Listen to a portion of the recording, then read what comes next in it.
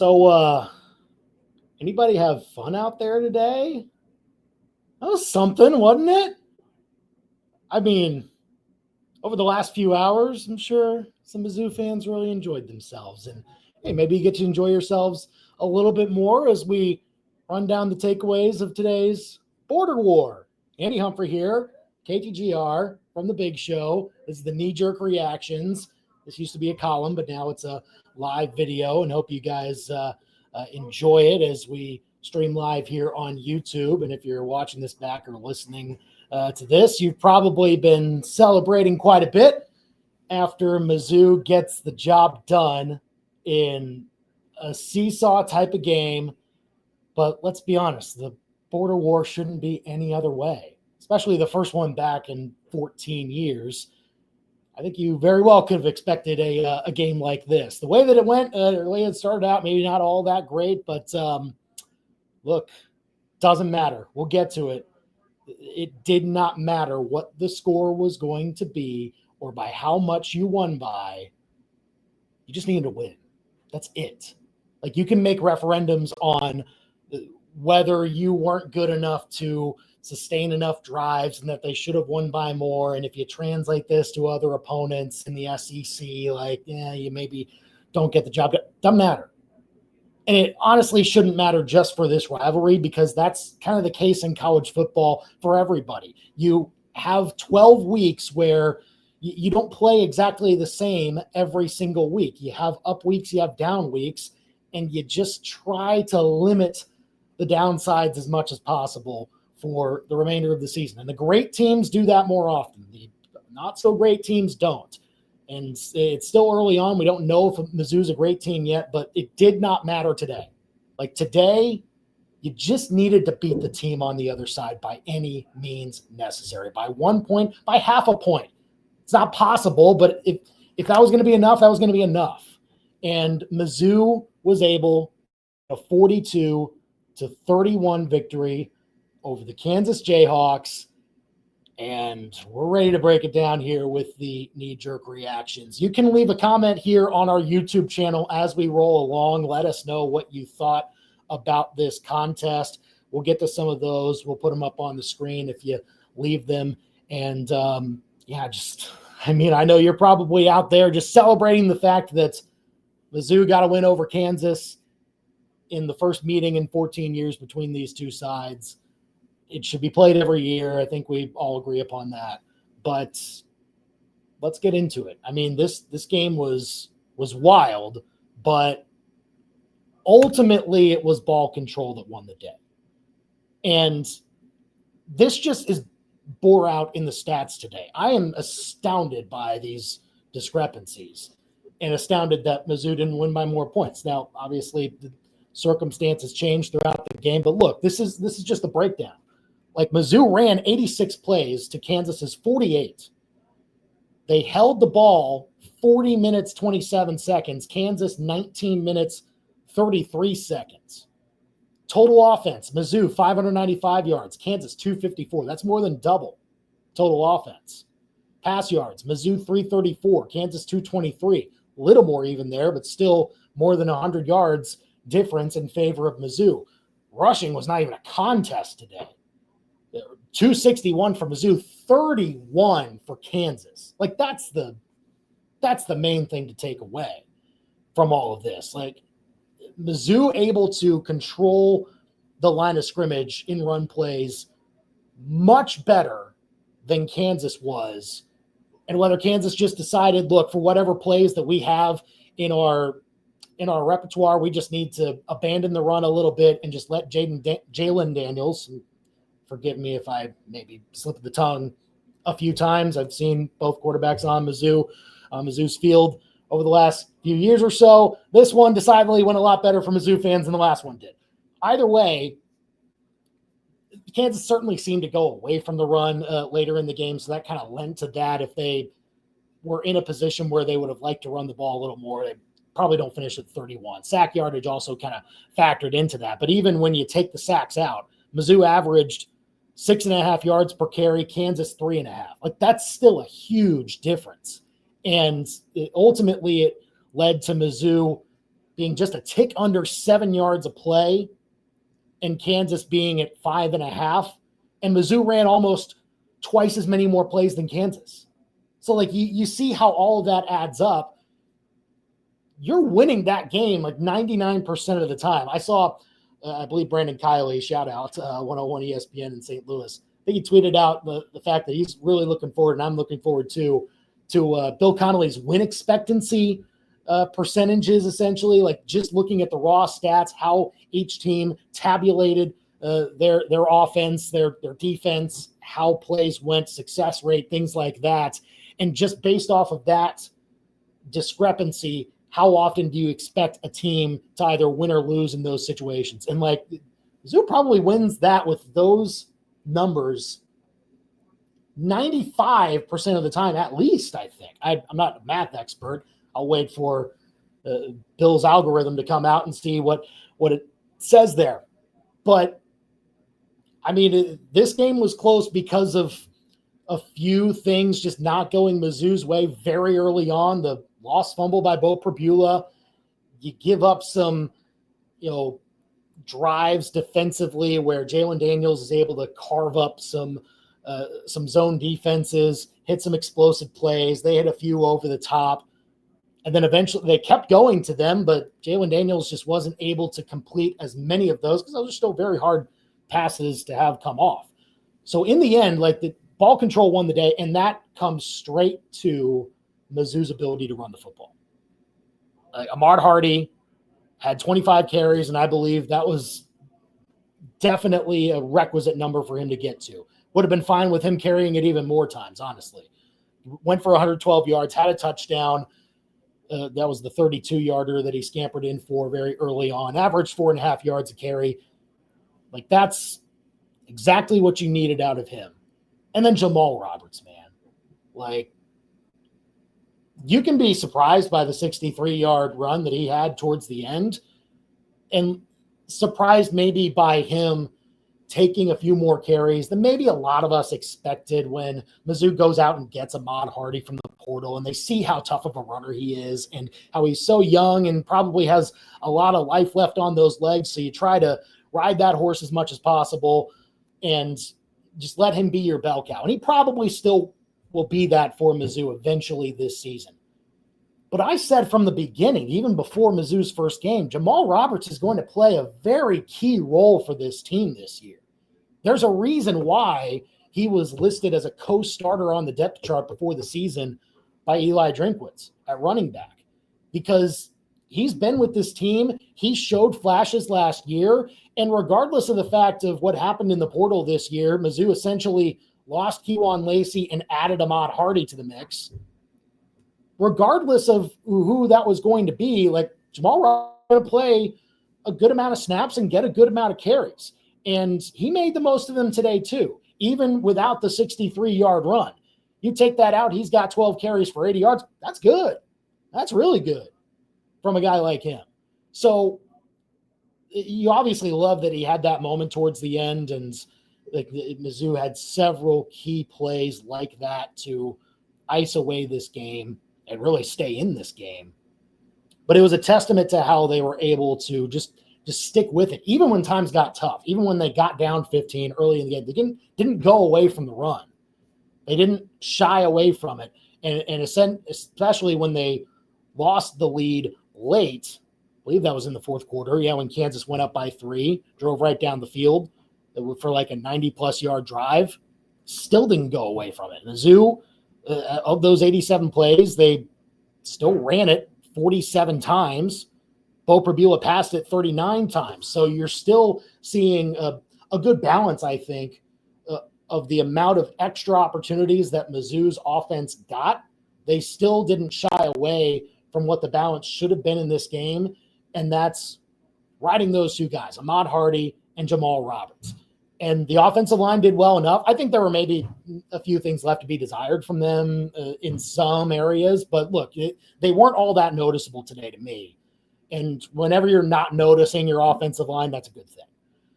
They obviously will see some stuff on tape that they want to clean up. But ultimately, the fact that Mizzou came in, I'm sure, wanting to control the football as much as possible, maybe limit possessions. That didn't end up happening today because, score after score, turnovers, things like that, short fields.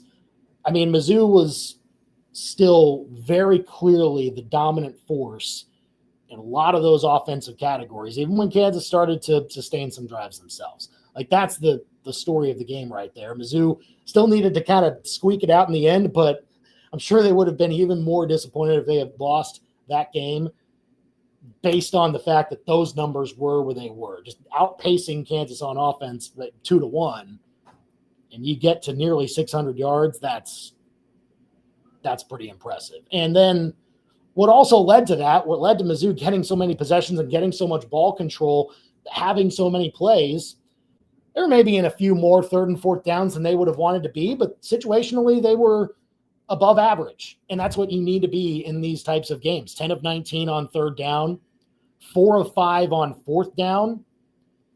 There were at least a couple fourth down situations where I'm sure Mizzou fans would have wanted Eli Drinkwitz to go for it, namely the fourth and goal towards the end of the half, right as the first and goal, really. Kevin Coleman gets that 50-yard reception right at the end of the half, gets out of bounds. There's like 3 seconds left, and Mizzou fans wanted to go for the touchdown there instead of kicking the field goal, tying the game at that point. And then a 4th and 1. Mizzou wasn't quite to midfield yet, but they were up 4 and maybe had a chance to really put the clamps down in the fourth quarter, but elected to punt it away. Sure, you could go back and say, Drink needs to go for it, but he still went for it 5 times, guys, on fourth down. And Mizzou was very sound play calling wise in those situations to go 4 for 5.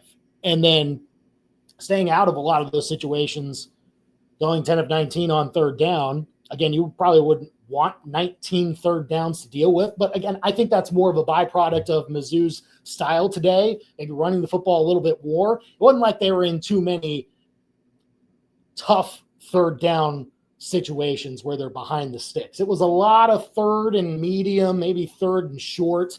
So they kept themselves in very favorable situations there, and that just allowed for them to eat up more clock, eat up more time of possession, and control the ball more, wear out Kansas's defense, and that paid dividends, obviously. And then defensively, like, you go to the other side, and Kansas was 3 of 10 on third down.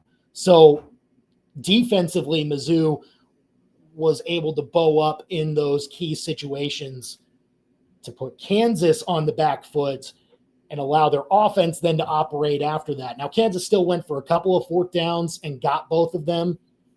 So you maybe look at those situations that, maybe they let a couple up that they wouldn't have wanted to. That's fine.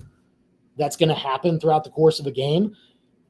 I do think that Lance Leipold maybe should have gone for 1 or 2 more. And I'm trying to recall maybe the situations where Kansas would have benefited more from going for a fourth down situation instead of maybe kicking a field goal or punting it away, something like that. But I thought Mizzou's defense, while there were some leaky moments, and Jalen Daniels was good today, and Mizzou probably looks at the tape and tries to find ways to tighten things up against quarterbacks that they'll face later on in the season, like Lenoris Sellers, just in a couple of weeks there.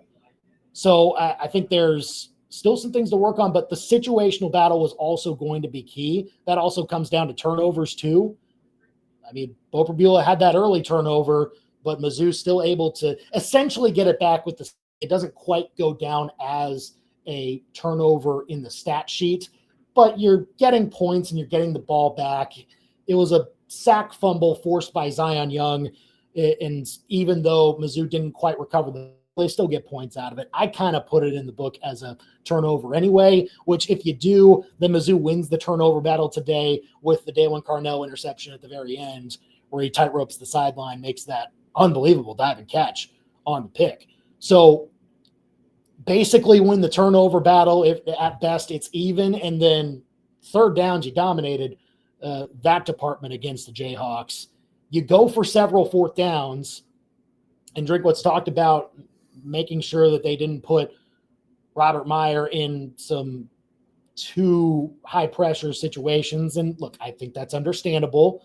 He's going to have to ease into this job, still a true freshman, and Maybe down the road he gets an opportunity to make a big kick. Probably wasn't going to happen today. So we'll see if he gets that chance down the line. But Mizzou was aggressive today. You could even argue that they could have been even more aggressive.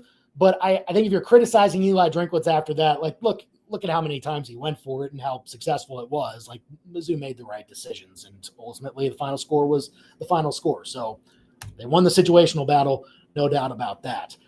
Here on the Knee Jerk Reactions on our YouTube channel, KTGR Sports. Hope you give us a subscribe and a like and a comment as well. We'll put the comments up if you leave them here. Let's go to this one. Bo Pribula edged out Jalen Daniels. I thought both of them were very good.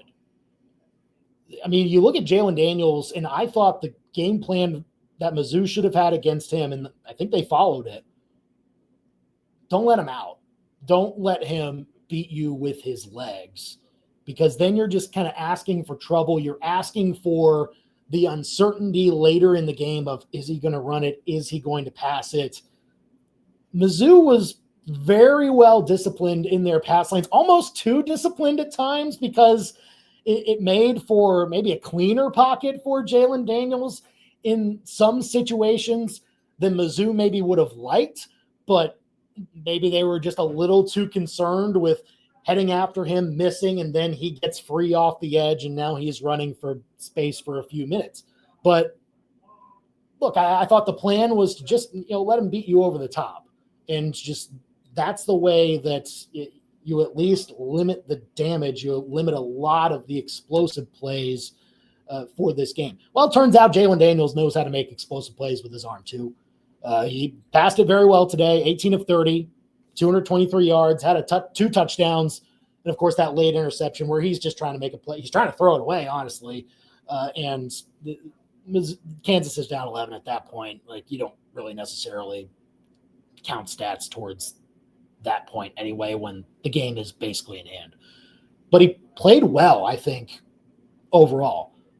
Bo Pribula, though, played a little bit better, and that's what ultimately gave Mizzou more of an edge. I was kind of surprised by how much Bo Pribula threw in this game. 30 of 39. I'm sure that he has not thrown 39 passes in a game since high school, and maybe not even that much when he was playing at that level, because I'm sure he was a tough runner at the high school level himself. I'd be interested to see if he's ever reached that pass attempt number in his life. But still was a very efficient passer at that. 77% completion percentage, 334 yards, 3 touchdowns, no picks, did lose the fumble. Wasn't perfect today. There were a few moments where, like, I thought his decision-making on when to tuck in and run, when to throw it away, when to scramble was very sound, save for maybe one or two moments where he ran into one sack. He, on a fourth down, the only fourth down that Mizzou missed today, it was first drive of the second half. Thought maybe Bo could have run for first down if he had looked to his left and saw some running room. Either way, like, it all gets outweighed by the fact that he was the quarterback that Mizzou needed today. He made the right throws. His receivers made some excellent plays. We will acknowledge that in a bit. But he was the guy that Mizzou trusted for this position, and it was the right call. He was poised, save for that one mistake where he lost the fumble, and he owned up to it after the game. Made every right decision, made some excellent throws. I recall one where he dropped it into the bucket to Daniel Blood. I believe that was a late third quarter pass there on the drive that Mizzou eventually took the lead on.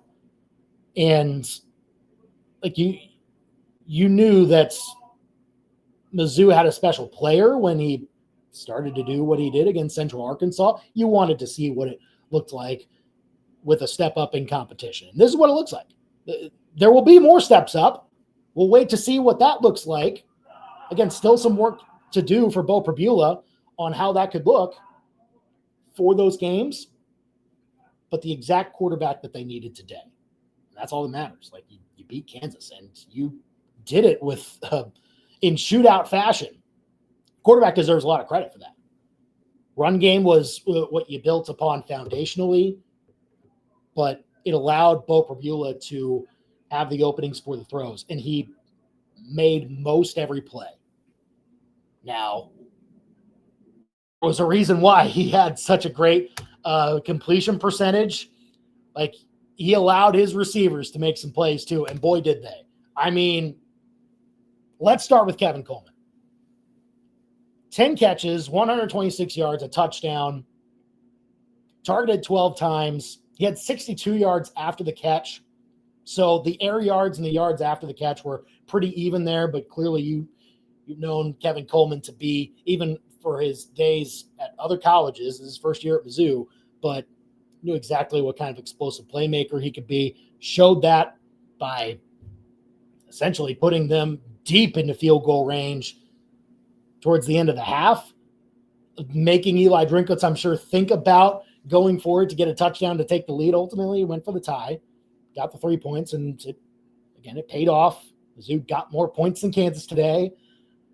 But I really think that his most important catches, he had so many, like a fourth down catch with basically a guy hitting him at the exact same time. That was his last catch of the game. The 10th one was a 4th and 7 play, and Mizzou needed it. I believe they were down at that point, and up against it, you were kind of looking back at, well, you're at 4th and 7. Yeah, you're in plus territory. But I was kind of thinking, man, now that 4th and 1 that they passed up on earlier looms a little more large because that's a little more gettable. Now you're at 4th and 7, and you got to find somebody in the passing game that can make a play. Well, several guys could today, and they turned to Coleman, and he delivered. So that was his last catch, and probably the most important. But I look back on his first catch of the game and see it with just as much importance. It was a little more subtle, but at that point, Mizzou was down 21-6. And they hadn't had a first down in a while. Like, they had the turnover by Prabula. They had a 3-and-out right after that. And I believe about 8 minutes of game time elapsed before their next first down. And Kevin Coleman made the catch for it. And he got 20 yards. He got some yards after the catch. That was finally something that the Mizzou crowd, they had been taken out of the game in the middle part of the first quarter. But Coleman gave them a little bit of something to cheer about. And even if it was the slightest jolt, wasn't a huge chunk play, but it was still an explosive play. It counts, 20-yard catch. I thought that was largely important to just kick Mizzou's offense back into gear and say, hey, you got playmakers, let them do their job. And Kevin Coleman's catch right after that, they're able to get the run game going again. They were able to keep Kansas's defensive line off balance with some hard counts. There were several free plays after that, directly after that catch, that Mizzou was able to take advantage of, get some first down throws from Prabula to some other guys.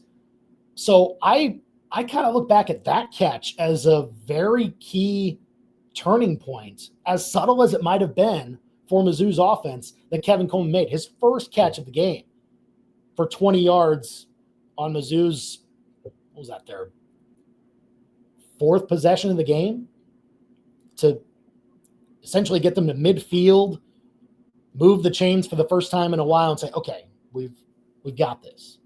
So that was largely important. Kevin Coleman, career day today, and honestly a career day for Brett Northley too. This was very much his game at the same time.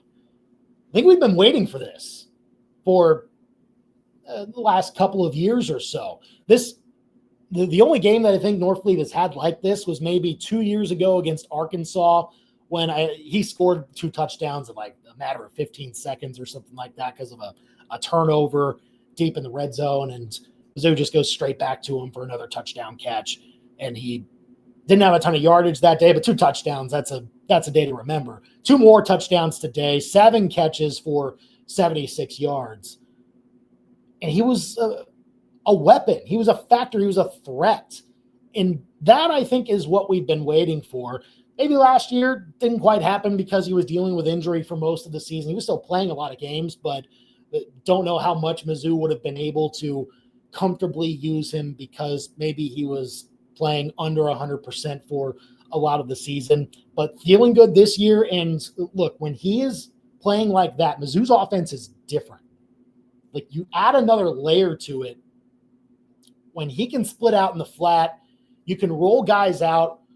Linebackers maybe lose him in coverage, and then you can throw it to him and let him roam for 10, 15 yards and let him hurdle a guy. Like, that could be another layer unlocked that Mizzou has maybe been waiting for from Brett Norfleet maybe the last year or so, like a true freshman in a couple years back, still waiting for him to blossom, but he made the freshman All-American team, and so had obviously a lot of hype coming into the last couple of seasons.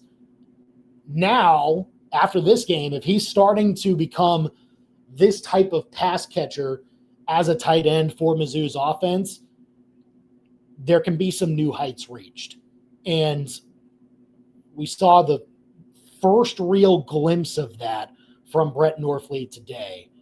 And again, coming up big on some key third and fourth downs. He scored on a third down play and a fourth down play afternoon. So just being readily available and a reliable target for your quarterback is what I'm sure they were asking Brett Norfleet to be over the last couple of years. And now if he's finally able to do that, then Mizzou can really start to climb up some offensive ranks here. And I mean, it wasn't just those guys. Daniel Blood made some good catches. Xavier Lloyd, Marquise Johnson. But, man, we got to talk about Donovan Olubade. I mean, he made the first catch that a wide receiver made in this game for Mizzou, and I thought that was notable very early on. But Mizzou's like up against it at the end of the first quarter. They've got a 4th and 10. They're down 21-6, and they got to have it. They're in a spot where you maybe don't trust Robert Meyer to kick it. I think it would have been a 48-yard attempt. How much it would have done, honestly, also very questionable at that moment because you're still down 2 scores no matter what.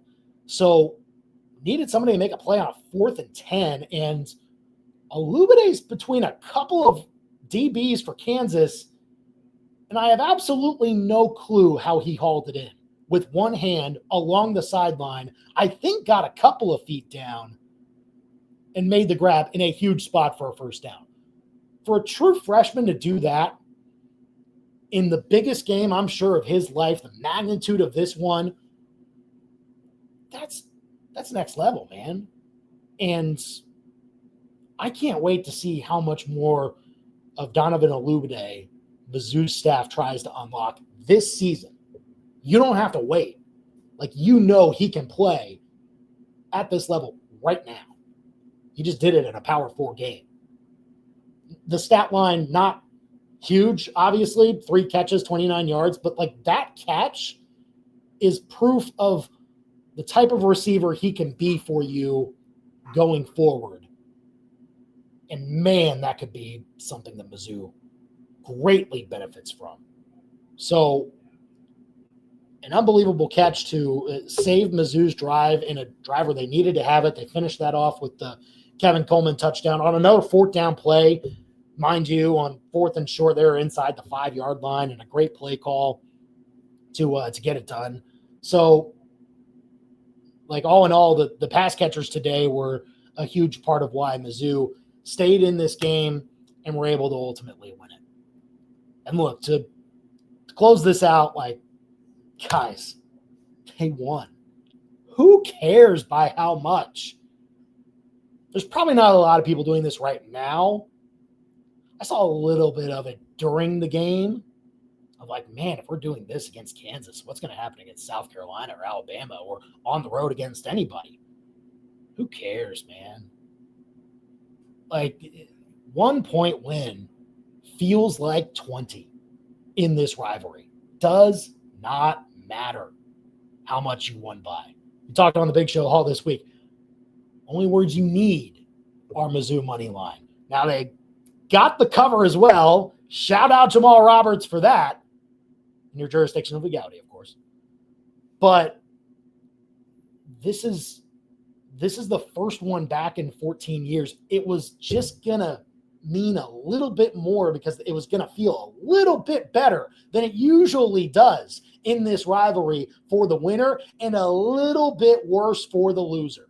Like the discrepancy is just that much wider based on the fact they hadn't played this game in a while for lots of reasons that we've gone on and on about. We don't have to rehash them here. But even if this was a 2-point win, I would not be worried all that much about what that means for how Mizzou can do against South Carolina. It wasn't really going to decide whether or not they could win or lose that game based on how much they won here. Now, it can inform you about where their team is at, where their offense and defense are performing at, how efficient they are. They'll probably go back and say, yeah, we still need to be a little bit better. We got some excellent numbers today. We dominated them at in the time of possession battle, in the total offense battle, in the ball control battle. And still, it was in the balance in the final couple of minutes, in that last touchdown by Roberts made it a double-digit win. But even if he had gone out of bounds at the 50, Mizzou still wins, and it feels the same way. Like, you just needed to get a dub in this game, and they did it, and that's all that matters. So that's what you feel good about. You obviously go back and work on the things that could have been a little bit better, but you worry about South Carolina when South Carolina gets here. You worry about Alabama when that game gets here in mid-October, whenever it is. You worry about going on the road when you worry about going on the road. When that time comes, you just have to worry about the team that is in front of you at any given point. And again, the way I started out here is that you're going to have probably 12 different grades of how you play each and every game. If you play the first game at 85% and you just translate 85, 85, 85 across the whole schedule, and whatever that means for the type of opponent that you're playing means either win or loss. So your 85 game every single time, it's not going to be played. Sometimes you'll have 95. Sometimes you'll have 75. And you just hope that the 75s come against the opponents that are not able to take as well advantage of that throughout the course of the season. And you hope the 95s are against, Bama and on the road against Oklahoma, or whatever you call the toughest game on the schedule. There could be some different conversations about that, I'm sure, at this point, even 2 weeks in. You just need to be 1% better than the other team on the other side, just every single week. And so Mizzou was that today. And because of that, you get to brag all year long to those Kansas fans. That's going to be fun. I'm sure it is. Can't wait for Monday's big show. Shout out Brendan if you're out there anywhere. I hope you're safe and enjoying this whole thing. But that was a heck of a football game. And again, just to have that be the first version of this rivalry being back, that back and forth affair, craziness with the safety, with the long 50-yard reception by Coleman to give them a chance at the half, maybe to go for it, even though they didn't. The Jamal Roberts scamper towards the end, all the explosive plays on the Kansas side, the scoop and score, even the bad parts of what Mizzou did today just lend to the fact that this is what this rivalry has been. Even some referee stuff, like Big 12 refs, I think gave Kansas a few extra points today. Doesn't matter. Mizzou still won by 11. It's all fun and games, right? No, it's not. It's Mizzou, Kansas. You hate the other guys. Come on. Let's be real here. But thanks for joining us. Again, leave some comments here underneath. Tell us what you thought. And be sure to join us on what should be a very fun and interesting big show on Monday at 4 o'clock on KTGR and the free KTGR app. You can download it now. You can find this podcast on the KTGR app if you missed it as well. Also on our Apple and Spotify channels. You can, again, go to YouTube to watch it back.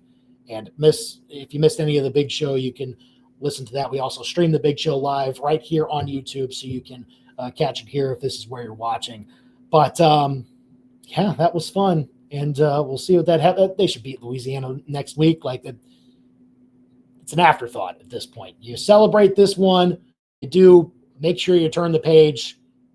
Take care of Louisiana. Maybe a little bit trappy. People have called it that heading into this season because it's sandwiched in between this game and the South Carolina game. Like, yeah, you got to take care of business there. But this was a fun one to take in. I definitely loved my perspective of it from where I was up here, and hope you enjoyed it as well. And thanks for listening and watching the Knee Jerk Reactions here on KTGR.